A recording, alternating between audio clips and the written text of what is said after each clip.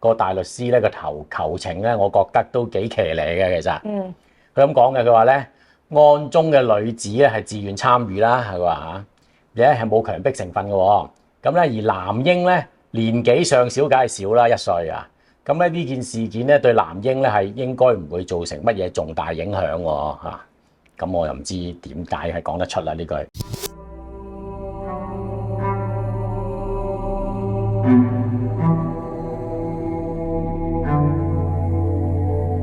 翁靜晶危險人物2.0。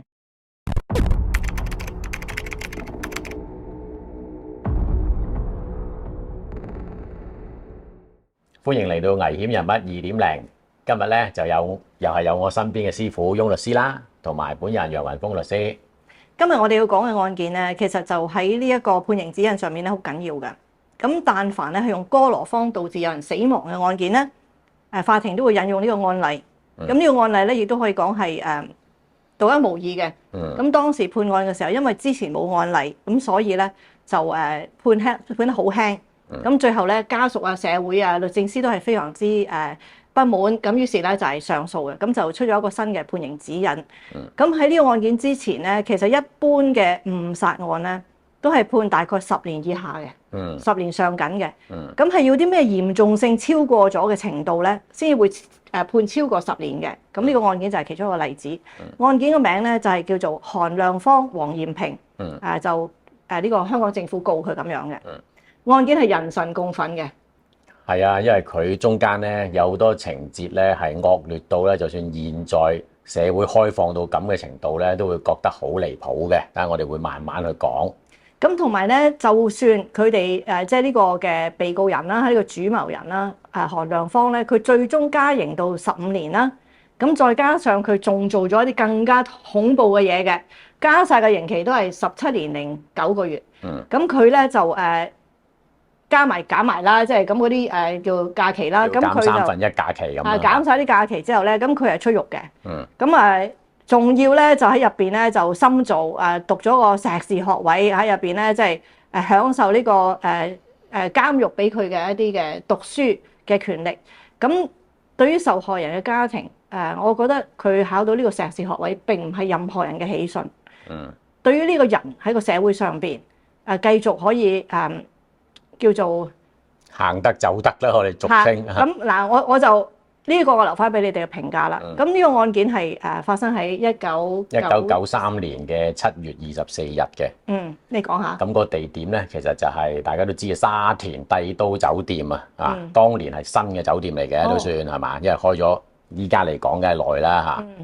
咁咧就其實咧當時咧就有喺個發生嘅地點咧，單再講，但係2間相連嘅酒店房嘅。其實咧 book 2間相連嘅酒店房，為咗呢一個韓亮芳就去犯案嘅。咁個死者咧就好慘嘅，佢係一個大專女生嚟嘅。咁佢個名咧就叫陸以玲。陸以玲當時係21歲嘅啫，佢係一個暑期工嚟嘅。咁件事嘅背景咧就係話咧，呢個姓韓嘅人啦，韓亮芳咧開咗一間地產公司嘅老闆嚟嘅，有啲錢嘅。咁而佢嘅嗰個叫做共謀人啦，即係幫佢手一齊去犯案嘅嗰個姓黃嘅女人咧，就喺佢個地產公司度打工嘅。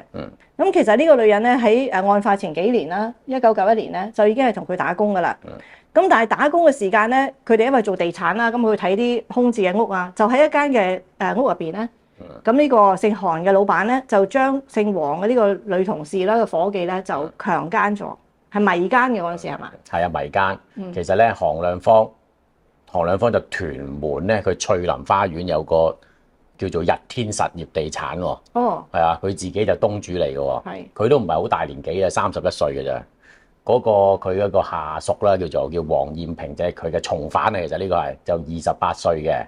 咁咧，點解會去咗嗰度做咧？黃彥平咧，佢就係喺1991年咧就離咗婚嘅，咁啊帶咗個3歲大嘅仔，咁嗰時即係冇乜工好做啦，可能就去咗揾咗韓生啦，就去返工啦。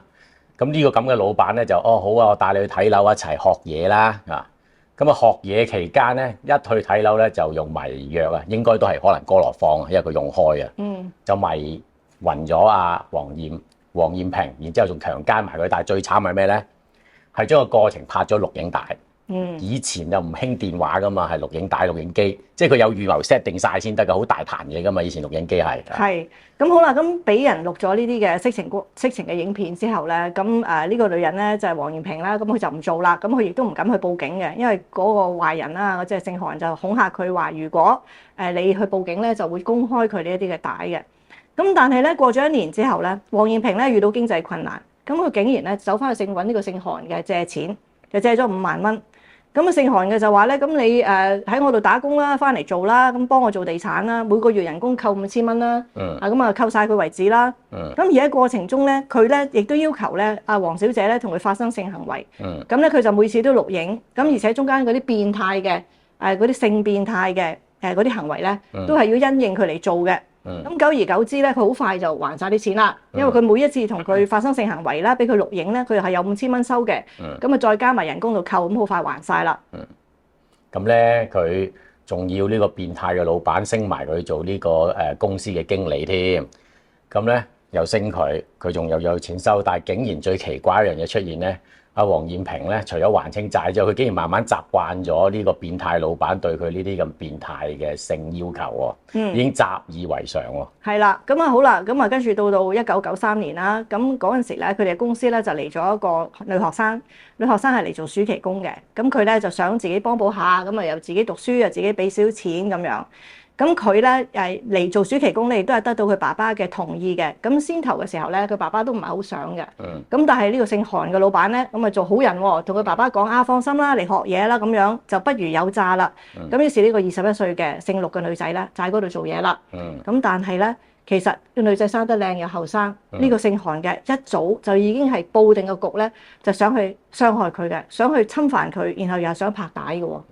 咁咧佢去到嗰個地產公司工作做暑期工嘅啫，咁但係呢個韓嘅變態嘅老闆咧，對佢好似着咗迷咁啊，然之後咧就同佢嗰個叫夥計啊黃小姐啦嚇，其實嗰陣時咧已經係話叫情婦噶啦，即係佢哋已經係講大家嘅關係咧，就已經唔係夥計噶啦，因為佢同佢已經係恆常咁樣發生性行為，恆常咁同佢拍嗰啲鹹濕片咁樣，咁佢就嗰陣時已經係情婦嘅關係啦。好啊，咁呢個情婦啦嚇，就同佢夾計喎，就話咧要求個情婦幫佢手咧，點樣可以佈局咧侵犯呢一個陸小姐，然之後仲要應承俾1萬蚊呢一個情婦添。咁啊講下咧個局係點樣啦？咁個局咧就係喺1993年7月24號啦。咁呢個姓韓嘅人咧，咁佢就負責咧就去帝都酒店嗰度咧就 book 2間房，就係帝都酒店俾咗2間房佢，一間咧就係1603，一間咧就係1605。咁呢2間房係相連嘅。相連房嘅特色係乜嘢咧？就係話，如果你要過隔離房嘅時候，你係唔需要出你間房門去隔離房嘅。咁喺你間房本身嗰度咧，就已經有一道門㗎啦。咁呢道門只要打開咗，就會通去隔離房啦。咁即係話佢入邊做乜嘢，點樣走嚟走去，出邊啲人係睇唔到嘅。咁呢個姓韓嘅人咧，去到嘅時候咧，酒店就話房未得，咁佢就話叫你12點半鐘再翻嚟啦。咁呢一個姓韓嘅人用咗佢自己嘅信用卡去開房嘅。咁呢個有佢嘅身份證同信用卡嘅 ，OK。咁而咧，佢亦都講咗俾嗰個酒店嘅櫃台聽，12點半鐘有一個叫黃燕萍嘅人會嚟攞呢一個鎖匙嘅。咁而12點半鐘嘅時候，黃燕萍攞住自己張身份證對咗名，嗱呢個又有 record 嘅，就攞咗間房啦。咁跟住到下晝4點15分嚇，咁啊輪到呢個人啊，呢個姓韓嘅嚟攞埋嗰個1603。咁我哋見到咧就法庭嘅判詞嗰度咧就話咧4點半鐘嘅時候，黃燕萍就已經帶住個受害人嗰個姓陸嘅細路女啦，21歲啫，就去到酒店啦。咁點解會知道咁準確咧？就因為有一個 room service 嘅人就去送咗2杯茶，咁所以4點半鐘咧係確定到死者已經同黃燕萍2個女人喺間房度啦。當時嗰個姓韓嘅未出現，係冇錯。當時姓韓嘅咧，其實佢唔係未出現，不過佢喺隔離房啫，匿埋喺嗰度，匿埋咗啫。咁嗰阿情婦啦，同埋陸以玲咧，就喺隔離房嗰度咧，就喺度等緊準備開嘅生日會嘅。因為其實咧，阿黃燕萍咧就用一個大話，就話佢其實所謂咧係想搞個生日會，就叫咗呢個陸以玲咧就去陪佢過生日嘅。咁你知生日啱啱頭先話，即係你4點幾去到，一路等到12點鐘就搭正咧，就係切蛋糕同埋吹蠟燭噶嘛。咁所以咧，佢都不如有詐去咗啦，懷疑嚇。咁去到嘅時候，等啲朋友嚟都好正常啫，係嘛？咁啊，大家喺度等佢哋主人啊嘛。咁佢有佢同事幫佢手搞個生日會，咁但係呢個生日會呢一度咧關鍵嘅嚇，因為咧其實阿陸以玲咧都有話俾爸爸媽媽聽，就話咧佢會去佢同事黃燕萍嘅生日會，亦都有講咗去邊一度參加，講咗係會夜啲翻嚟嘅。咁所以咧個地點同埋約咗咩人，呢個死者嘅家人係知道嘅。咁啊關鍵點喺邊度？一陣間講俾你聽啦。好啦，咁去到佢兩個人哋 warm service 都見到個情婦啦，陸以玲坐喺間房嗰度。咁我哋其實喺度做緊咩咧？情婦咧，其實當時咧就係游說緊陸以玲飲酒嘅。我諗啲藉口都係咁開心啊，今日生日啊，你飲啲啦。咁飲乜嘢酒咧？嗰個坑嘅酒嚟嘅，叫 tequila。咁 tequila 有段古㗎係嘛？你講。當年日軍神風嗰啲突擊隊咧，所謂就咧俾嗰啲日軍咧飲好多啲 tequila，令到佢咧係冇晒意識啊、驚嘅意識啊，咁就去做自殺嘅撞擊行為嘅。係啦，即係話飲咗之後咧就膽好大啦，咁然後就失去理性，咁就將個飛機咧就撞落去敵方嗰度咁樣嘅。咁呢個 tequila 如果係陸以玲呢一種係平時一滴酒都唔飲嘅人咧，飲咗好容易醉嘅。咁佢只係飲咗一杯仔嘅啫，咁佢就已經係即係醉咗啦咁樣。咁但係咧，又呢個女仔咧，其實雖然講話佢滴酒不沾啊，但係佢其實個意識都好強嘅。咁佢飲咗呢個酒落去，佢係叫醉，但係佢唔係完全成個不省人事嘅。咁呢一個情況咧，亦都係令到個情婦咧就落呢個哥羅芳嘅原因啦。係，咁咧其實佢哋一早預備咗哥羅芳、毛巾同埋呢個香水啊。咁做乜咧？佢攞毛巾就塞滿哥羅芳。仲要落咗好多香水，香水係點解咧？其實就係因為咧嗰陣味好勁啊嘛，哥羅芳佢自己都唔想聞啦，咁啊落嚟之後咪冇咁難聞，就整呢一個陸以玲嘅。咁啊陸以玲咧醉醉地嘅時候，咁啊姓黃嗰個情婦咧就將嗰個染滿咗哥羅芳嘅布啦，就去迷佢啦，迷咗佢之後就敲門啦，就叫嗰個隔離房嗰個姓韓嘅咧個變態佬啦就過嚟啦。咁過到嚟之後咧，咁佢哋檢查下佢都仲係會有啲喐，會有啲反應喎。咁唔係啦，佢哋一樽哥羅芳都用晒啦。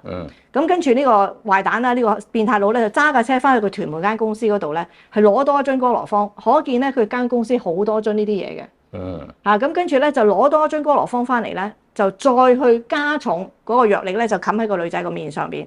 可以講俾你聽咧，其實單嘢點解到最撈尾咧，佢哋講幾多大話咧，都呃唔到醫護人員。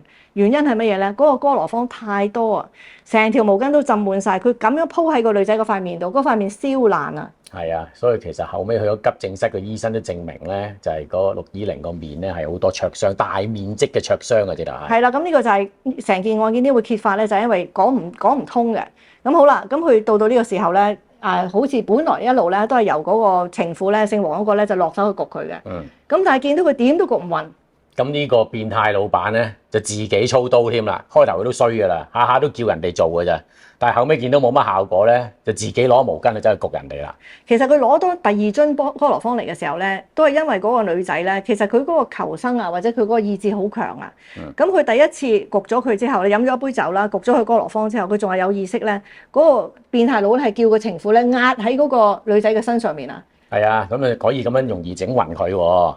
等佢唞唔到氣咯，咁咪用佢一壓咗佢，佢咪吸多啲哥羅芳落去咯。佢塊哥羅芳係冚住塊面噶嘛，你壓住佢個身，等佢大力吸氣，咪吸多啲咯。咁但係個女仔就嘔，即刻就嘔翻晒出嚟。咁所以咧就變咗佢個哥羅芳嗰條橋就唔係完全行得通，所以先去攞第二樽嘅。咁好啦，咁啊攞咗第二樽哥羅芳，其實佢已經吸咗好多好多。咁喺呢個時候佢冇晒意識啦，咁個變態人咧咁就走去 set 晒啲 camera 啦，嗰陣時已經全部擺晒錄影機啊成啦。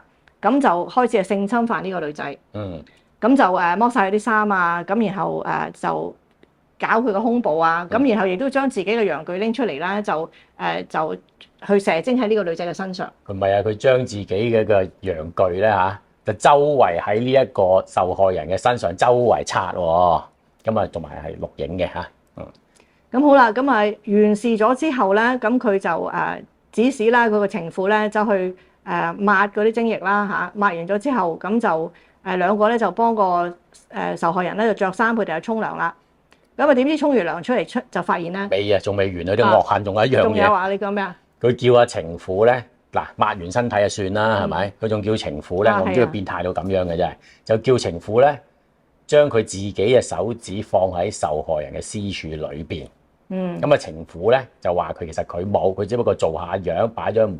即係喺私處嘅外邊掃下就算啦，咁嗱，呢個人嘅變態程度咧，你頭先已經聽咗啦。咁但係咧，仲唔係止咁樣噶。嗱，你知佢錄影㗎，一陣間講埋佢仲做咗啲乜嘢嘢，真係壞到。咁好啦，咁佢就指使嗰個情婦咧去雖然係同性啦都要叫佢去搞人哋嘅陰道咁樣。咁卒之咁咪沖完涼出嚟，咁就發現咧呢個受害人就已經係完全冇晒意識，而且個身體已經發冷啦，即係凍㗎啦個身體。咁啊知道搞出人命啦，咁就佢哋講咧，佢哋係盡量咧就施救，即係想係幫佢做心肺復甦，咁啊救佢，咁但係就救唔到。咁呢個時候係咪應該要報警，快啲去救佢咧？唔係，兩個喺度商量。係啊，商量掂個古仔先。係啊，佢就喺度度兩個好驚啦嚇，咁啊度橋，咁啊話咧叫阿變態老闆咧叫情婦咧就嗱，你幫我咧攬晒佢嘅話咧，我就俾50萬你。個古仔我都幫你諗埋啦。嗱，你話阿陸依玲咧近排心情唔好，本來嚟生日會嘅係人都知佢生日會啦。咁咧，但係咧你咧就唔知即係翻工可能帶咗啲哥羅芳嚟抹招牌用嘅，咁啊帶咗嚟呢一個生日會嘅酒店呢個房度。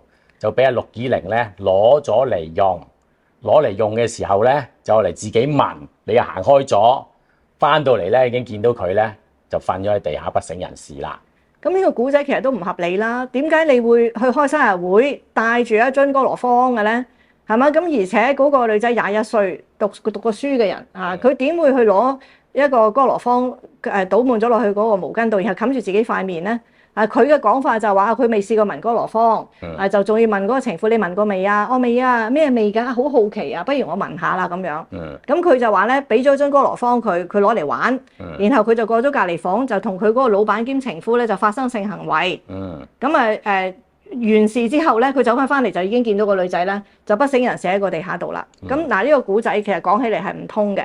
咁但係無論點樣都好咧，佢哋喺呢個時候叫做度掂咗啦，就走去話俾個門房聽。咁於是酒店就即刻報警啦，咁啊救傷車嚟啦。咁佢哋兩個仲做戲做全套喎。咁兩個就跟埋去醫院喎。因為咧，如果你身為搞生日會已經揚晒㗎啦，佢哋知道自己嘅身份。如果有件咁嘅事，你都唔去醫院睇下你個暑期工咧，係令人哋好可疑㗎嘛。所以佢哋都跟埋去醫院㗎。咁啊去完醫院做完嗰場戲之後咧，咁佢哋就抌咗個哥羅芳樽啦。咁啊，亦都咧就將佢哋其實拍咗片㗎，即係頭先佢講係侵犯呢個女仔嘅時候咧，佢係拍咗片嘅。佢應該咧就抌埋嗰個帶㗎啦，抌埋或者收埋咁樣啦。咁好啦，咁頭先講到咧，咁啊呢個係7月24號啦。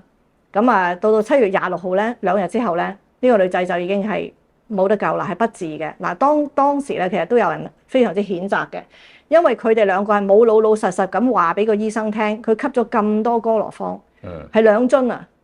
咁所以如果一早知道嘅話咧，嗰個救嘅方法又唔同，係嘛？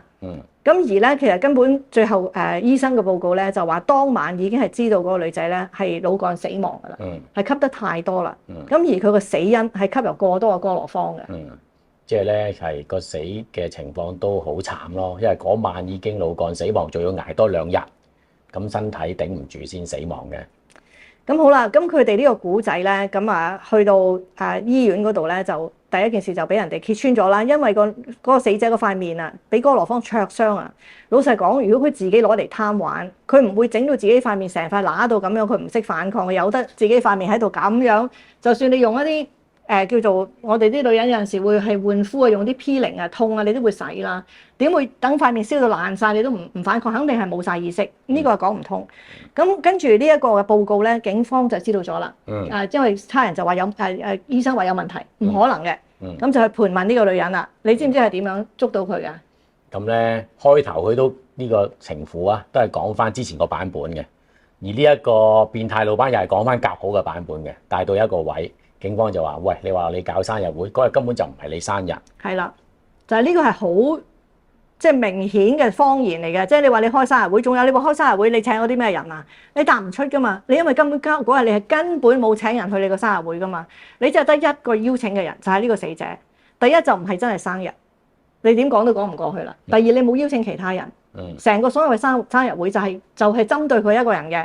咁呢一樣嘢一踢爆咗之後咧，嗰個情婦就喊晒啦，就招認晒所有嘢啦。咁而咧，佢哋分開問話嘅。咁呢個情婦招認咗之後咧，警方就係揾呢個姓韓嘅變態佬啦。佢仲口硬喎，佢唔認喎。後來佢知道個情婦已經認晒啦。咁喺呢個位咧，佢先至招認晒啲嘢出嚟。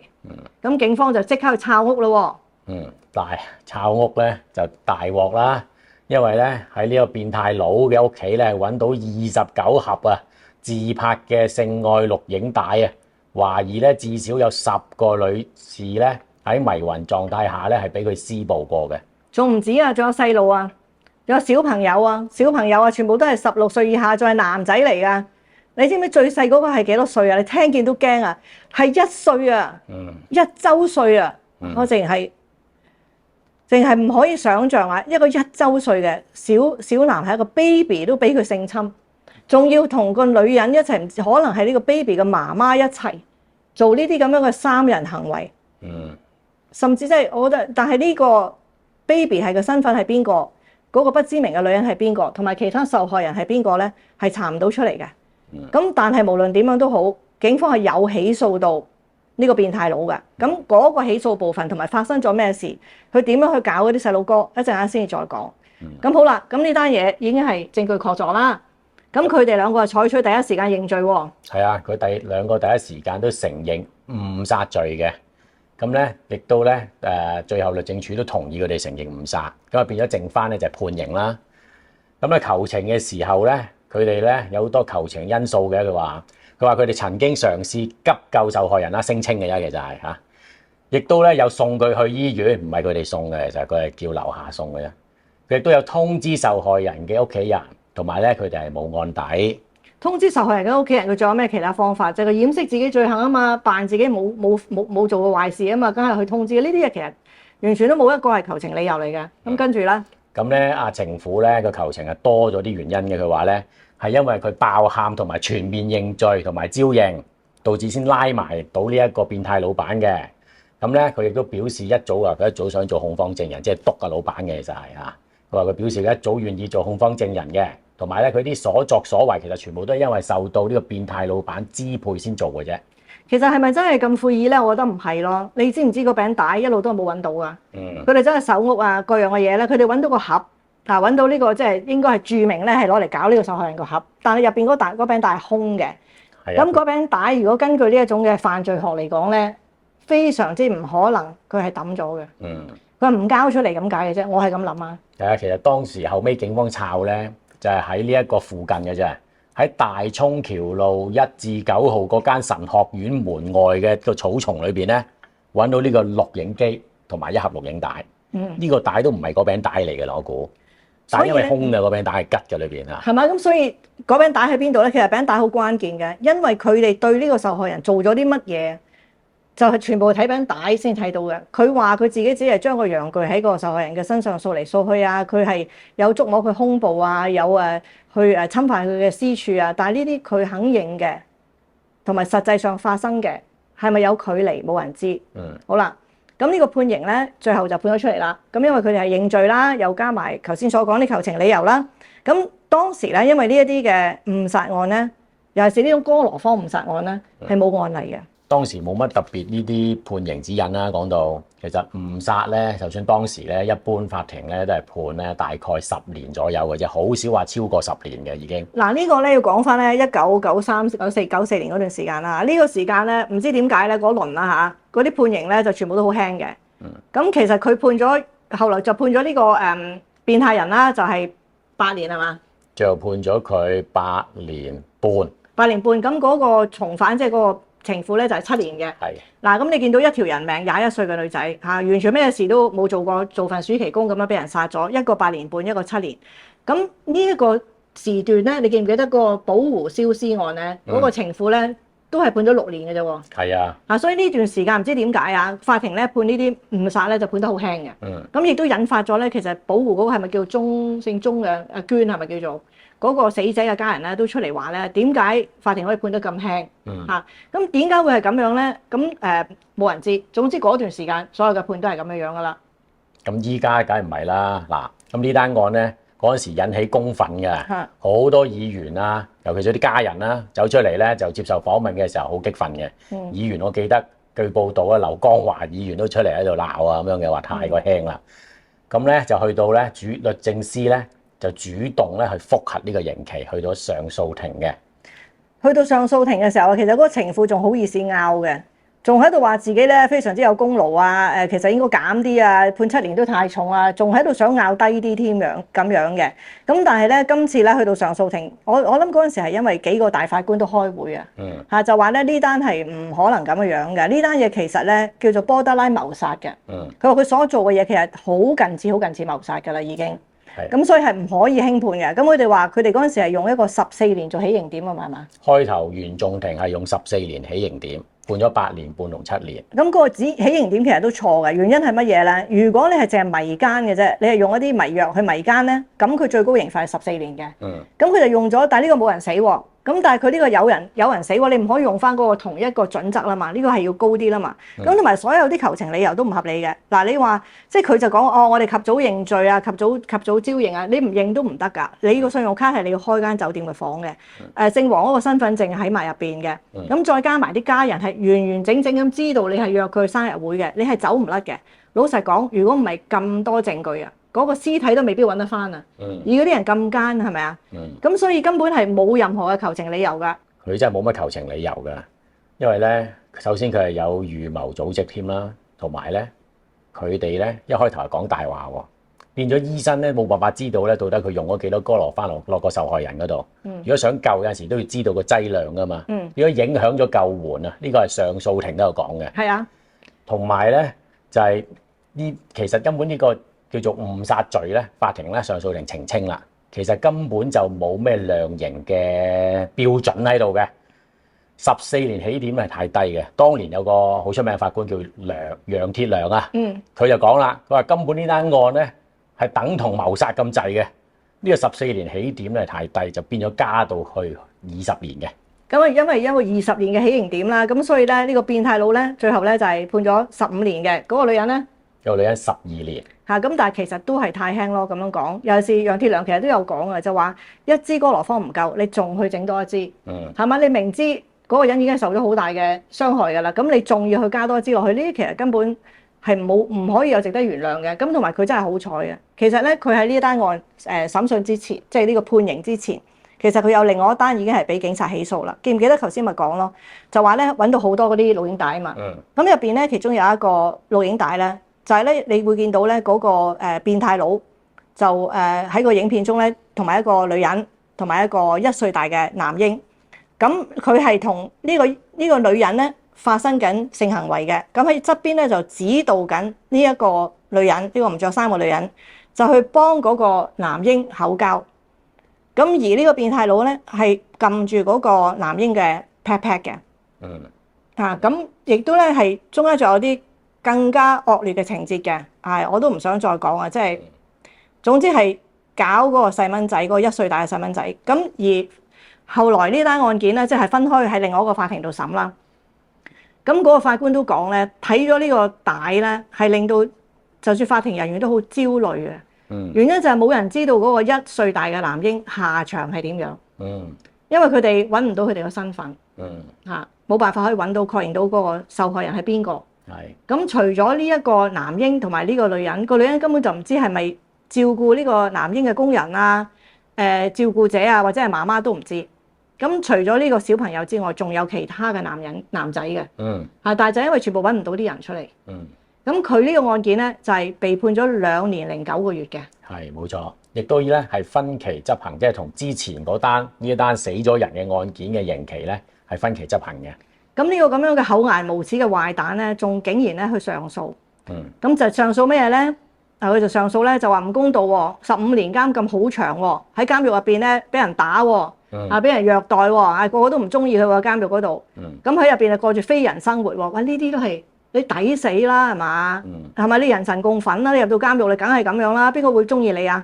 咁就話咧其實咧唔應該將佢嗰個2年零9個月分期執行。係應該同期執行，仲要真係拗喎。個大律師咧個求情咧，我覺得都幾騎呢嘅其實。佢咁講嘅，佢話咧案中嘅女子咧係自願參與啦，係話嚇，而係冇強迫成分嘅喎。咁咧而男嬰咧年紀尚小，梗係少啦，1歲啊。咁咧呢件事件咧對男嬰咧係應該唔會造成乜嘢重大影響喎嚇。咁我又唔知點解係講得出啦呢句。哇！佢即係其實我覺得。成單嘢完全冇考慮嗰個受害人嗰方面嘅，話自己喺個監獄度日如年啦嚇，亦仲要話自己係冇用到暴力，你梗係冇用到暴力啦，因為你用哥羅芳迷暈咗人啊嘛，一單嗰度係嘛？咁嗰個男嬰 BB 仔，老實講，如果你唔拉咗呢個人，佢會繼續咁樣做嘅，唔理你係5歲或者15歲，會唔會有影響？佢都會繼續咁樣做落去噶嘛，係嘛？咁好啦，咁啊呢個人其實應該放咗監噶啦喎，如果咁樣計條數。放咗好耐添啦，應該零幾年放係嘛？佢最後一次新聞出嚟，佢好似係2005年又見報啊嘛。佢咩？佢讀書啊嘛，因為話。佢話佢自己。我唔明點解有人訪問佢呢個話佢讀書好似讚佢咁樣嘅。我唔知佢係模範生定乜嘢啦嚇。咁佢咧接受訪問嘅時候咁講嘅，佢話咧佢不斷讀書，除咗為咗我自己之外咧，亦都同時為咗我屋企人。佢哋見到我有成績咧，會對我有翻信心。咁佢讀咗啲咩咧？就係讀咗香港公開大學嘅教育碩士啦。跟住又會再進修公開大學嘅工商管理深造證書。教育碩士，你唔係話想教書係嘛？哇！你咪接觸小朋友係嘛？唔會有人請佢啩應該。哇！你改名換姓喎，係嘛？喂，其實咧，即係都想即係講下咧，化學閹割啊，係嘛？係啊。即係呢有化學閹割嘅，香港就冇呢一種啊。即係化學閹割喺咩國家有啊？喺美國啦，加拿大啦，英國有冇？印度我知啊。印度有啊。嚇咁啊閹割咗之後，好似就會唔會有呢個即係唔會搞女人嘅咯喎？自己都開始變成女性荷爾蒙過高嘅啦，係咪咁樣啊？據記錄咧就咁樣嗰啲研究咁講，就話咧如果打咗呢啲咁嘅針或者食嗰啲藥咧，佢就會變成雌性化，即係咧佢冇呢個性慾啦，咁啊會開始脂肪又多啦，同埋男性咧個胸部會慢慢發育喎，咁咧就變咗個女人咁嘅樣出嚟。咁但係咧弊在咁啊！如果唔食呢啲藥咧，又會變翻正常嘅。咁就係割咗佢比較好啲咯，係嘛？有冇一個國家會割咗？有冇㗎？翻去清朝咪有咯。即係其實老實講呢啲咧，如果喺中國大陸咧，即係有死刑嘅。即係有啲人就話啦，咁你佛教㗎嘛，你唔係慈悲為懷嘅咩？你唔通贊成死刑咩？咁我諗要分開嚟講喎。即係如果你話，我曾經都問過一個大師嘅。我話如果咧，我喺個戲院入邊，我見到有個人揸住支槍，就準備亂槍掃射殺晒戲院啲人㗎啦，好多㗎嘛。咁但係我手上有個武器，我可以去殺咗呢個壞人，救咗成間戲院。咁我可唔可以？咁你殺咗就救咗好多人喎。係啊。其實你更加慈悲為懷喎，可能係。所以咧，大師就話俾我聽，你咁樣做，你嘅動機如果係救人嘅話咧，你個動機嗰度咧，你係唔會受到罰嘅，你唔會受譴責嘅。咁但係當然你同呢個人會產生一個因果啦，因為你始終都係殺咗佢。咁但係嗰個因果咧，唔係一定係壞嘅。咁所以咧，你話有啲人佢哋真係俾佢繼續喺社會嗰度，你點樣去肯定咧？嗱，佢嗰陣時犯案係31歲啫喎。佢坐埋嗰15年扣埋都係40幾嘅咋。係啊，仲要讀埋教育嘅文憑喎。你想點啊？離開咗香港，周圍都一條好漢嘅喎。咁但係對於死者嚟講，佢就家人呢個永久嘅傷痕。你見到佢所有啲求情理由都係睇自己嘅，自己點樣度日如年啊，自己點樣去監獄入邊俾人欺凌啊，全部都係佢自己嘅。佢有冇睇過人哋咧？係嘛？你冇啦嚇。咁所以呢個案件咧，而家咧就好多啲哥羅芳謀殺案咧，都係會用呢一個案件嚟即係做指引嘅。咁跟住2011年嘅時候咧，又發生咗一單咧，嗰個謀殺犯咧叫康子賢嘅，你記唔記得啊？係啊，又係哥羅芳啊嚇。佢殺咗2個鳳姐，一個姓關，一個姓黃嘅，同埋都喺嗰個月入邊殺嘅，月頭殺1月份頭殺一個，1月尾又殺一個。係啊。咁都係用翻咧呢一個黃艷平案咧，就作為判刑指引嘅。咁呢一個案件入邊，其實我哋頭先咧已經係引咗好多嘅細節嘅，因為我唔想即係我哋講唔想講啊，即係尤其是即係對於嗰個BB 做嘅嘢啦，即係我覺得講都講唔到咁凄涼啦。咁如果係想自己去研究嘅話咧，咁你係只係需要咧就喺香港嗰個判詞啦，即係我哋香港法院咧又可以睇到啲判詞嘅。咁你打嗰個被告人嘅名落去，你打黃艷平、韓亮芳呢啲名咧，你可以搜查到嗰個判詞嘅。咁判詞咧一共係有2個，第一個咧就係個謀殺控罪啦，律政司去申請覆核啦，即係要加刑啦，嗰度啦。咁亦都可以睇翻就係韓亮芳侵犯小朋友，即係侵犯個1歲大嘅，咁嗰一個嘅判詞，咁你就會睇到入邊嘅資料咁樣。咁啊，頭先係講完個案件啦，我哋又有啲題外話，即係有陣時睇見啲嘢啦，覺得好似有咩辦法可以重啲咧個罪對於某啲人？咁我就揾到咧，其實我哋嘅侵害人身罪條例咧，即係我哋嘅第212章嘅法律嘅第21條咧，入邊其實有講到哥羅芳呢樣嘢嘅。咁雖然講咧就話好似冇案例，咁其實所謂呢啲冇案例咧，咁當然你都係有呢個哥羅芳呢個物質可以俾即係發明咗之後先可以有啦嚇。咁你講嘅係100幾多年嗰陣時啲例啊，當然冇啦。但係你話係咪真係冇案例咧？我覺得其實都未必嘅。因為咧我揾到呢一條呢個哥羅芳，如果你係非法使用哥羅芳咧係犯罪嘅話咧，最高嘅刑罰可以係終身監禁嘅喎。係啊，呢個21條咧寫到明咧就係為咗犯可公訴嘅罪行而使用哥羅芳等啊，即係唔係就係哥羅芳噶嘛？有其他物質都令到係迷糊而去做壞事噶嘛。包括鴉片啊，好似入邊嗰條條例有冇講啊？有鴉片、胡椒粉啊，係。胡椒粉啊？椒粉冇啊，都係。胡椒粉都得。胡椒粉啊，總之令到人哋神志不清或者軟弱無力嘅藥物、物質或者物品。咁總之你使用呢啲物品咧，而令到人哋即係產生咗一啲非常唔好嘅後果，譬如死亡。咁佢哋話講終身監禁，咁啊肯定係你用咗呢啲嘢導致人死咗啦，咁先最高刑罰噶嘛。咁點解唔用呢條嚟告佢咧？其實我真係唔知，因為呢條咧其實都91年係修訂咗啊，即係打官司嘅時候已經有㗎啦，呢個案例啦嗱，91年已經修訂咗。係咯。咁可能係因為冇翁律師你睇得咁講話，會唔會係啊？咁我話係嘅，我係差唔多每一條。佢就用咗誤殺就咁去啊？係咯，就誤殺咁去。咁呢個喂，如果係用呢條都唔使啦，呢個終身監禁，你誤殺都唔會終身監禁啦。係咪？咁講翻佢嗰個誤殺咧，其實誤殺都分好多種嘅。咁佢頭先嗰個誤殺咧，佢認罪咧就係應該就係嗰種就係一種非法嘅行為而導致人死亡嘅誤殺啦。叫做點樣講啊？講嗰個就係其實誤殺佢呢一種咧。就係 unintentional killing，unintentional killing 即係咧佢唔係意圖殺佢，其實呢兩個被告佢好彩㗎啦。啱啱margin law有好多人都話阿楊官咁講啦，就係話佢係唔接近謀殺，但係咧佢唔能夠證明到佢有意圖真係想殺死佢，但係佢做咗一啲非法嘅行為 illegal act，而令到佢死咗。因為其實誤殺都分好多種嘅，咁第一種咧就係話本來告你謀殺嘅，但係陪審團咧就裁定謀殺罪名唔成立，就會自己掟咗落去咧，即係你都係唔啱嘅，你都係殺咗人㗎啦，就會掟落去俾誤殺嘅。咁同埋亦都有一啲咧係甚至嗰個精神有啲問題啦，少少精神錯亂啦，又唔係話完全精神錯亂，因為完全精神錯亂咧就冇罪嘅。咁但係有啲神志嘅問題啦，咁啊會降為誤殺啦，或者係俾人哋激嬲咗你而殺人啦，咁就誤殺啦。reckless 啦，或者咁或者係疏忽殺人啊、魯莽殺人啊，咁呢啲都係可以變成誤殺嘅範圍嘅。